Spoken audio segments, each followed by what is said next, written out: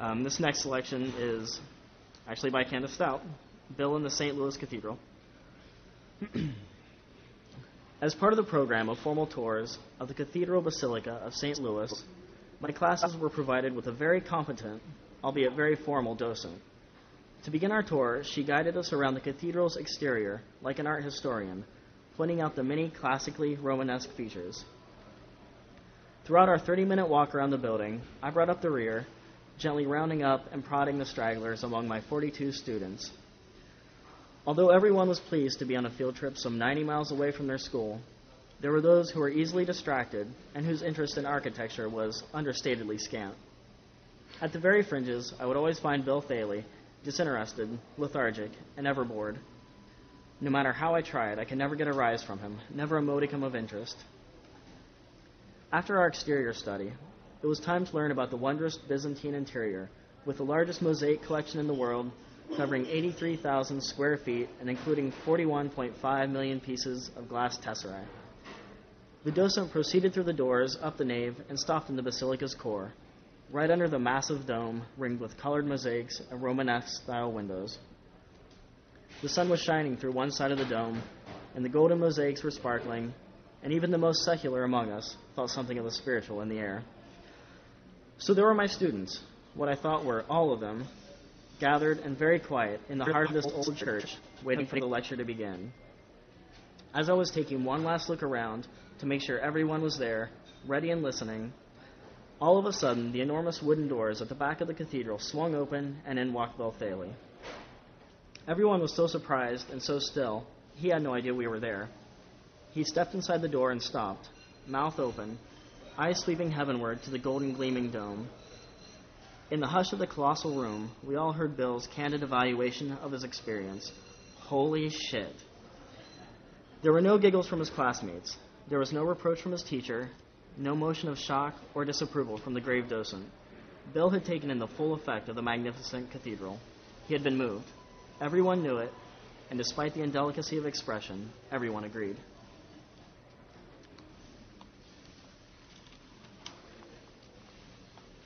This next selection is by Judy Williams.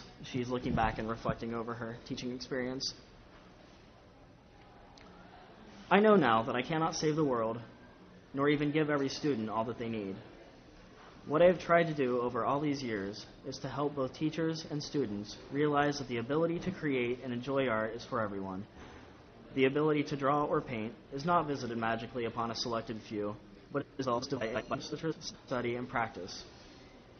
One community member actually told me he thought art was for the elite. He had a nice collection and considered himself one of the elite. There is a place for art in everyone's life, and it is a place filled with joy. My success stories are general. The former student, now the young parent, who tells me in the grocery store that he or she's painted a mural on a Sunday school room wall, or applied a faux finish to our living room wall, or visited a museum off somewhere, or drawn a portrait of her child, or bought some original painting for her home. Yesterday, when I went to a museum, the visitor's brochure was illustrated by a former student. Several former students have successful graphic design careers. Some are actors whom I see occasionally on national TV. A few are art teachers. Some are factory workers and business owners. When I see them, they often tell me what they are doing art-wise, and they call to ask where to find certain supplies. These are my success stories. Men and women going about their daily business of working, rearing families, serving their community, and enjoying the arts in their lives.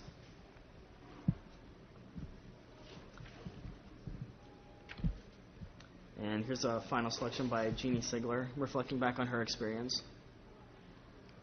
Now I have taught long enough to see a scope and sequence of not only methodology, but also students as a reflection of the changes in their families and society. One of the most important things I've seen is a change in importance of art in our lives and in the lives of our children. From an expression of a young person's growth and development, art has become an avenue for expression and self-growth for all ages in society. In keeping with this, in my early years, teaching art in the public schools was seen as both crafts and fine arts. It seems that the discipline of art has now moved more into the fine arts area. Here in Montana, in the last 10 years, study in fine arts is now required for all high school students for graduation. This is a step in the right direction for our discipline.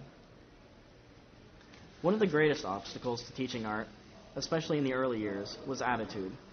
Why art? It's frivolous. It's an extra, was a frequent criticism, particularly here in Montana, where resources were scarce and funds limited.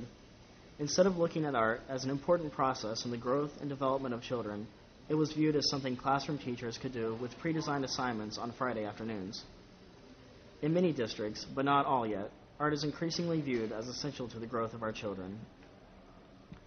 Throughout the years in our mostly rural area, the voting on local bond issues and on the election of school board members who set local policy has seen ups and downs. If our children are changed when they are young, the consequences are devastating when they are older.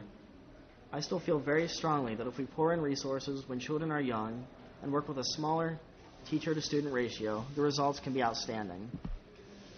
Fewer children are lost in the cracks on both sides of the curve, and the general population moves positively toward being productive citizens. And to finish my selections, I would like to end with a quote that Dr. Stout included by Elliot Eisner, professor of education and art, who said in reflecting on what he has learned throughout his many years in education, what he regards as both depressing and exciting, and I would counter as it's invigorating but also sobering. Education will not have permanent solutions to its problems. We will have no breakthroughs, no enduring discoveries that will work forever. We are stuck with temporary resolutions rather than permanent solutions. What works here may not work there. What works now may not work then. We are not trying to invent radar or measure the rate of free fall in a vacuum. Our tasks are impacted by context, riddled with unpredictable contingencies, responsive to local conditions, and shaped by those who we teach, and not only by those who teach. Those who want something easier to do for a career should go into medicine.